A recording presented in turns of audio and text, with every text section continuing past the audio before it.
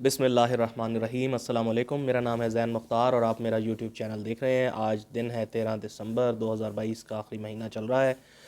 امید کرتا ہوں آپ سب لوگ خیر و عافیت سے ہوں گے۔ اچھا جی، آج کے ولاگ کے اندر ہم کن کن چیزوں کے اوپر بات کریں گے، چھوٹا سا پہلے آپ لوگوں کے لیے ایک خلاصہ بتاتا ہوں۔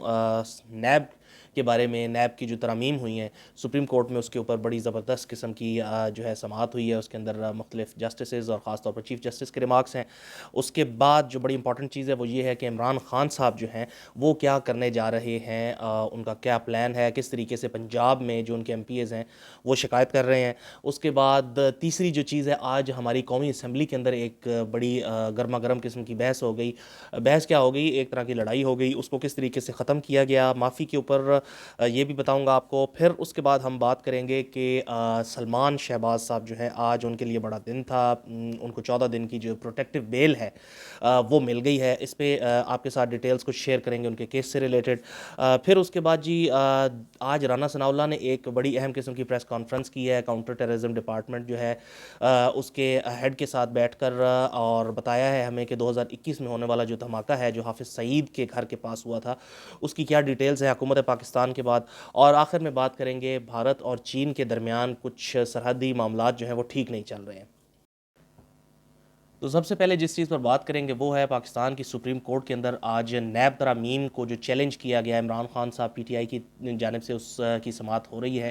اور آپ سب جانتے ہیں کہ یہ کیس جو ہے بڑی اہمیت حامل ہے، کیونکہ ان ترامیم کے بارے میں یہ کہا جاتا ہے کہ شاید یہ جو حکمران اتحاد ہے انہوں نے یہ اپنے مختلف کیسز سے جان چھڑوانے کے لیے بنایا ہے۔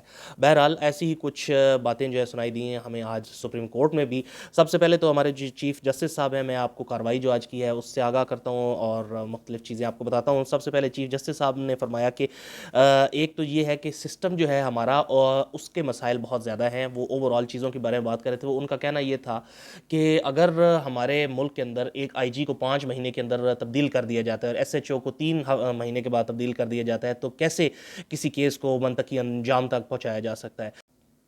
اس کے علاوہ چیف جسٹس صاحب نے یہ بھی کہا کہ یہ جو اسمبلی ہے جس نے یہ ترامیم کی ہیں یہ تو مکمل ہی نہیں ہے، لیکن ابھی ہمیں ایسا کوئی قانون ملا نہیں جو یہ بتا سکے کہ اگر اسمبلی نامکمل ہو تو کیا وہ ترامیم کر سکتی ہے یا نہیں کر سکتی ہے۔ یہ بڑی امپورٹنٹ چیز ہے، اس کے اوپر دیکھیں گے کہ کیا رد عمل آتا ہے۔ اس کے علاوہ جسٹس منصور نے ایک بات کہی، انہوں نے کہا کہ آرٹیکل 25 جو ہے جو ان ترامیم میں شامل ہے اس میں مساوات کی بات کی جاتی ہے، ایکویلٹی کی بات کی جاتی ہے، لیکن ایسا ہوتا نظر نہیں آ رہا۔ بے شک افواج پاکستان کے خلاف بات نہیں کی جا سکتی، لیکن یہ کیسے ہو سکتا ہے کہ ان کو کسی بھی قسم کی کرپشن یا ایسی مالی بدعنوانی جو ہے اس کے اوپر کیس نہ چلایا جا سکے۔ یہ ایک بات جسٹس منصور نے کی۔ اور جسٹس اعجاز نے یہ کہا کہ جو تمام تر ترامیم کی گئی ہیں ایسا لگتا ہے کہ یہ صرف اور صرف جو ہے ترامیم کرنے والوں کو فائدہ پہنچانے کے لیے کی گئی ہیں۔ اس سے آپ کو اندازہ ہو سکتا ہے کہ یہ جو کیس سپریم کورٹ میں سنا جا رہا ہے اور اس جو بینچ اس کو سن رہا ہے ان کا ٹلٹ کس طرف ہے یا کس طرح کی جو ہے وہ سوچ رکھتے ہیں۔ ہم تو معمولی لوگ ہیں، ہم صرف اور صرف یہی کہہ سکتے ہیں کہ یہ بڑے لوگ ہیں، ان لوگوں کا جو ظاہر سی بات ہے قانون کی نظر میں یہ بہتر سمجھیں گے، فیصلہ دیں گے، لیکن اس سے ایک آئیڈیا ضرور ہو جاتا ہے۔ اس کے بعد اگلی جو چیز جس کے اوپر آج بات کرنی ہے وہ ہے جی عمران خان صاحب کے جو مسائل ہیں وہ کم ہونے کا نام ہی نہیں لے رہے۔ سب سے پہلی بات تو یہ ہے کہ عمران خان صاحب جس طریقے سے اقتدار میں آئے اور جس طریقے سے اقتدار میں آنے کے بعد انہوں نے پالیسیاں چلائیں، اس سے کسی کا اختلاف تو ضرور ہو سکتا ہے، لیکن آج خان صاحب کے لیے سب سے بڑے مسائل ان کی ان پالیسیوں کے ہیں۔ ہوا کچھ اس طریقے سے ہے کہ جیسے ہی ملاقات خان صاحب نے کل کی ہے راولپنڈی سے اور پنجاب کے اور جو لوگ ہیں پارٹی کے ان کے ساتھ، تو بات یہ سامنے آ رہی ہے کہ پنجاب کی اسمبلی کو پہلے تحلیل کیا جائے گا اور خیبر پختونخوا کی اسمبلی کو بعد میں۔ خیبر پختونخوا کی اسمبلی کو تحلیل اگر نہ کیا گیا تو پھر کیا ہوگا، پنجاب کے جو ممبران ہیں ان کا یہ سوال تھا۔ اس کے علاوہ آزاد جموں کشمیر کے جو پرائم منسٹر ہیں سردار تنویر الیاس، ان سے بھی کچھ ناراضگی وغیرہ معلوم ہو رہی ہے خان صاحب کی، کیونکہ تنویر الیاس صاحب گئے تھے سلیم صافی صاحب کے پروگرام میں۔ سلیم صافی کے ساتھ بھی بڑا پرابلم ہے ان کو، پی ٹی آئی کو، سارے لوگوں کو۔ تو تنویر الیاس صاحب نے یہ کہا کہ باجوہ صاحب نے ڈبل گیم نہیں کی ہے، میں نہیں سمجھتا کہ ایسا کچھ ہوا ہے، اس وجہ سے بھی ذرا تھوڑی سی ناراضگی کا معاملہ سامنے آ رہا ہے۔ تیسری چیز بڑی امپورٹنٹ ہوئی آج، پاکستان کی جو نیشنل اسمبلی ہے اس کے اندر بڑا زور اور شور سے جو ہے دو اطراف کے درمیان جملوں کا تبادلہ ہوا۔ ہوا کچھ اس طریقے سے ہے کہ علی اکبر چترالی جو ہیں انہوں نے اپنی تقریر کے دوران نیشنل اسمبلی کے فلور پہ یہ کہا کہ ہنا ربانی کھر صاحبہ کو، جو پاکستان کی وزیر مملکت ہیں خارجہ کی، کہ ان کو جو افغانستان بھیجا گیا کچھ دنوں پہلے، اس کا کوئی خاص اچھا اثر نہیں ہوا، جس کے اوپر حکومتی بینچز سے جو خواتین ہیں، سب سے پہلے شہری رحمان صاحبہ، پھر اس کے بعد شازیہ مری صاحبہ، اور پھر مریم اورنگزیب صاحبہ، ان کی طرف سے شدید قسم کی تنقید کی گئی، بلکہ بتایا گیا، جو ہماری وزیر اطلاعات ہیں مریم اورنگزیب، انہوں نے اس کے اوپر بات کی، انہوں نے کہا کہ تمام تر خواتین پاکستان کی تاریخ کے اندر اگر اٹھا کر دیکھا جائے تو وہ اپنی محنت اور قابلیت کی وجہ سے کسی نہ کسی مقام پر آتی ہیں، اور انہوں نے کہا کہ ہنا ربانی کھر کی جو قابلیت ہے وہ اس وجہ سے اپنے مقام پر ہے، بجائے اس کے کہ کوئی اور وجہ ہوتی۔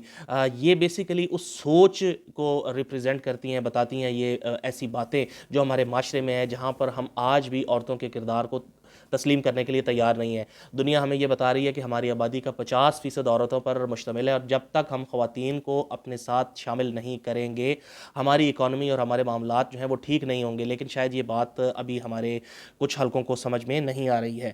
اگلی چیز جی جس کے اوپر ہم بات کر رہے ہیں وہ ہے، آج بڑی ہی امپورٹنٹ دن تھا پاکستان مسلم لیگ نون کے جو ایک لیڈر ہم ان کو کہیں گے، ظاہر سی بات ہے جی، ان کے والدین جو ہیں وہ وزیر اعظم اور پارٹی کے ہیڈ اور سارا کچھ ہیں، سلمان شہباز صاحب کی میں بات کر رہا ہوں۔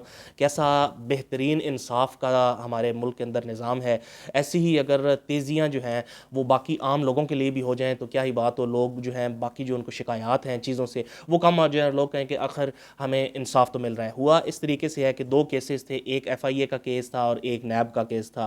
دفعات جو لگی ہوئی تھیں، ظاہر سی بات ہے کہ جب ایف آئی اے نے جواب داخل کیا تھا کہ ہم نے سلمان شریف کے گھر کے اوپر جو ہے نوٹس سرو کرنے کی کوشش کی ہے، لیکن وہ یہاں پر موجود نہیں ہے، ملک سے باہر ہے، تو اس کے بعد ان کو جو ہے وہ اشتہاری قرار دے دیا گیا تھا، اور نیب نے جو ہے وہ تقریباً 700 کے قریب ایسی ٹرانزیکشنز جو ہیں بے نامی اکاؤنٹس کی وہ دیکھی تھیں 2008 سے 18 تک، جن کی کل جو حجم ہے وہ کچھ 16 ارب کے قریب بنتا تھا۔ یہ دو کیسز تھے، اور دفعات 419، 420 اور 434 لگی ہوئی تھیں۔ اس کے علاوہ پریونشن آف کرپشن ایکٹ جو ہے اس کی دفعات 34 اور 109 لگی ہوئی تھیں۔ یہ تھی جو ڈیٹیلز۔ بہرحال آج جب عدالت میں پیش ہوئے تو جو وکیل ہیں سلمان شریف کے، انہوں نے کہا کہ جیسا کہ عامر فاروق صاحب جو چیف جسٹس اسلام آباد ہائی کورٹ کے، انہوں نے یہ اپنی ایک پچھلی ڈائریکٹو میں کہا تھا کہ جب تک سلمان شریف عدالت کے سامنے پیش نہیں ہوں گے تب تک ان کو بیل نہیں دی جائے گی، تو اس سلسلے میں وہ آج پیش ہوئے ہیں۔ ساتھ ہی ان کے وکیل نے یہ بھی کہا کہ جی ہمیں ایک اور عدالت میں پیش ہونا ہے لاہور میں، جس کے لیے ہمیں اجازت دی جائے۔ دوسرے کیس میں بھی ان کو اسی طریقے سے 14 دن کی جو ہے وہ پروٹیکٹیو بیل مل گئی ہے۔ اس کے بعد انہوں نے بڑی دھواں قسم کی پریس کانفرنس کی۔ اس پریس کانفرنس کے اندر انہوں نے عمران خان صاحب کو بڑے آڑے ہاتھوں لیا، انہوں نے کہا کہ ہمیں کس طریقے سے شہزاد اکبر اور ان سارے لوگوں نے مل کر نشانہ بنایا، اور سیاسی جو مخالفین ہیں ان کو نشانہ بنایا۔ یہ وہی چیزیں ہیں جو سیاستدان ایک دوسرے کے بارے میں کہا کرتے ہیں۔ اب دیکھتے ہیں کہ مزید ان کے لیے کیا کیا ہوتا ہے۔ ویسے تو نون والوں نے اپنی کوششیں تیز کر دی ہیں میاں محمد نواز شریف کی واپسی کے لیے بھی۔ اب دیکھتے ہیں کہ یہ ایک آخری کڑوی گولی جو ہے، یہ ہمارا سسٹم جو ہے وہ کس طریقے سے نگلتا ہے۔ اب آ جاتے ہیں جی، ایک اور چیز ہوئی ہے آج۔ رانا ثناء اللہ اور کاؤنٹر ٹیررزم ڈپارٹمنٹ کے ایڈیشنل آئی جی جو ہیں، انہوں نے ایک پریس کانفرنس کی اور بڑے ہی ہوش اڑا دینے والے انہوں نے انکشافات کیے ہیں۔ لوگ اس کے اوپر زیادہ بات تو نہیں کر رہے ہیں ابھی فی الحال، لیکن میں جتنی بھی تفصیلات میرے پاس ہیں وہ آپ کے سامنے پیش کرتا ہوں۔ جون 2021 میں اس وقت پاکستان تحریک انصاف کی حکومت تھی، اور ایک دھماکہ ہوا تھا لاہور جوہر ٹاؤن میں۔ اس دھماکے، ویسے تو بہت ساری چیزیں ہوتی ہیں جن کو دیکھنا ہوتا ہے، لیکن اس دھماکے کی جو لوکیشن ہے وہ بڑی امپورٹنٹ تھی، کیونکہ حافظ سعید صاحب جو ہیں، جو بھارت کو مطلوب بھی ہیں، بھارت ان کے اوپر بہت سارے الزامات بھی لگاتا ہے کہ بھارت کے اندر ہونے والی دہشت گردی اور خاص طور پر جو ممبئی حملے ہیں ان کے اندر حافظ سعید صاحب کا ہاتھ ہے، تو حافظ سعید صاحب کے گھر کے کچھ فاصلے کے اوپر یہ دھماکہ ہوا تھا، جس سے یہ اندازہ لگایا جا سکتا ہے کہ شاید کوشش کرنے والے جو ہیں ان کے اوپر اٹیک کرنا چاہتے تھے۔ اس دھماکے کے اندر 4 لوگوں کی جانیں گئی تھیں، شہید ہوئے تھے۔ اور اس دھماکے کے بارے میں جو ہے رانا ثناء اللہ صاحب نے آج یہ بتایا، یہ ڈیٹیل بتائی ہے کہ ہمارے پاس شواہد، ٹھوس شواہد موجود ہیں کہ بھارت جو ہے وہ اس سارے چیز کے پیچھے تھا، دھماکے کے پیچھے تھا۔ را جو ان کی انٹیلیجنس ایجنسی ہے، ریسرچ اینڈ انالیسس ونگ اس کو کہتے ہیں، اور وہ تمام تر شواہد جو ہیں وہ مل گئے ہیں۔ اچھا، اس کا ایک مرکزی کردار پیٹر پال کے نام سے جو ہے وہ بتایا گیا ہے کہ سب سے پہلے اس کی گرفتاری عمل میں آئی اور اس کے بعد اس کی نشاندہی کے اوپر 3 لوگ اور تھے. اور ایک اہم بات اس میں یہ ہے کہ تحریک طالبان پاکستان نے را کی مدد کی پاکستان کے اندر اس طرح کی تمام تر جو کارروائیاں وہ جو کرتے ہیں اس میں. اب دیکھتے ہیں کہ ان ساری چیزوں کو کب بین الاقوامی فورمز کے اوپر رکھا جاتا ہے. پاکستان کو چاہیے کہ اپنی یہ سفارتی کوششوں کو تیز کرے اور دنیا کو بھارت کا یہ والا چہرہ بھی دکھائے. آخر میں بات کریں گے کچھ حالات اچھے نہیں ہیں. بارڈر ریجن جو چائنا اور انڈیا کا ہے, ہم سب کو پتہ ہے کہ 2020 کے جون جب بھارت اور چین کی جو فوجیں ہیں وہ آمنے سامنے آئیں لداخ میں, اور ہینڈ ٹو ہینڈ یعنی کہ لڑائی ہوئی ان کی وہاں پر, اور بہت سارے بھارتی فوجیوں کو چینی فوجی جو ہیں ہمارے وہ اپنے ساتھ لے گئے, اور اس کے بعد پھر سفارتی کوششوں کے بعد بھارتی فوجیوں کو واپس کیا گیا تھا.